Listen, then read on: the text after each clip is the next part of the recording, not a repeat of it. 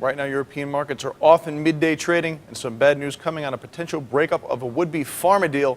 Turning now to Jonathan Browdy in the Deal's London newsroom for an update on that and more. Jonathan. Yeah, good morning, John. British drug company AstraZeneca this morning rejected a revised $116 billion approach from larger rival Pfizer, which the US company had said was a final offer. AstraZeneca chairman Leif Johansson told a radio interview he had no idea if his board's rejection meant the bid was now dead, and said it was now up to shareholders to decide if they'd accept Pfizer's cash and shares offer. But Pfizer separately said it would not go hostile, and the market wasn't taking any chances. AstraZeneca's share was down 12.8% mid-morning at just over £42, a long way off Pfizer's offer, which values the stock at £55 a share.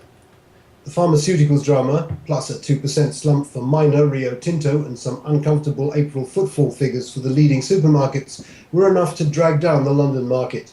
But airlines rose on the news that Irish budget carrier Ryanair results were better than expected, despite its announcing its first fall in profits in 5 years. Ryanair was up nearly 6% mid-morning.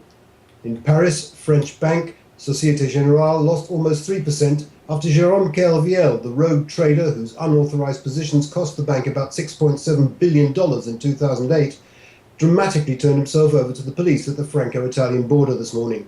Kerviel had walked back to France from Rome after an audience with the Pope in February, and he now faces 3 years in prison. Over in Asia, fears of a slowdown in the Chinese property market and a tightening of shadow banking rules, even as the authorities urged the state sector to relax mortgage lending criteria, led to falls in China and Hong Kong. The Shanghai Composite Index closed down over 1%, while Hong Kong's Hang Seng Index was off 0.4%. Meanwhile, in Australia, the possible effects of a Chinese slowdown on iron ore consumption hit big mining companies and pushed Sydney's ASX 200 down over 1%. That's all from me in London. John, over to you in New York.